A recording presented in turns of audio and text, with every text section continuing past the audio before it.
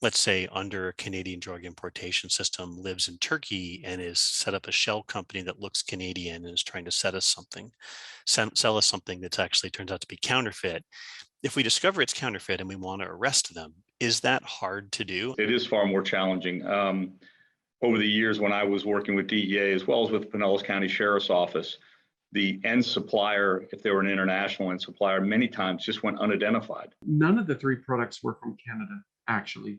One was from India, one was from Turkey, and one was from an island in the Indian Ocean called Mauritius. The Nexium that's used to treat bleeding ulcers in the food pipe or stomach only had 58% of the labeled dose. The Plavix, which is used to prevent harmful blood clots, had a contaminant in it. The Maine Board of Pharmacy did not have jurisdiction or authority to intervene. The Maine Attorney General's office also did not have the authority or capacity to intervene.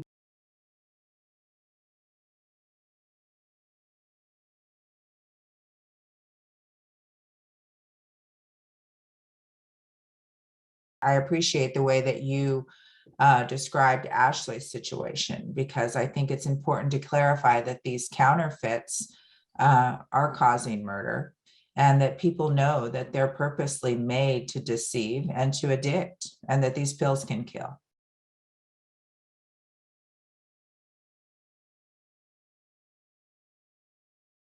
It would be fair to say that a lot of foreign criminals who are either trafficking illicit drugs or counterfeit medicines, as of today, probably never go punished because of their savviness of operating on foreign soil. It's a long, arduous process. Sometimes these people manage to elude law enforcement for years. As far as I can tell, the people in Mexico that made them have never been brought to trial or even charged. I don't think that I could ever find peace in the fact that people can manufacture and sell these lethal counterfeits, and there is no accountability for them. The idea that somebody can wake up tomorrow without their child, their brother, their sister, because they were deceived by a pill, something so very small, is very disturbing.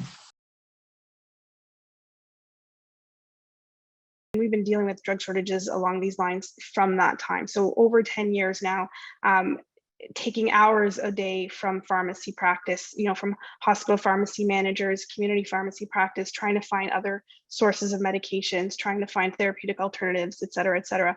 This consumes a lot of our day. And so anything that can potentially increase drug shortages is of significant concern to us.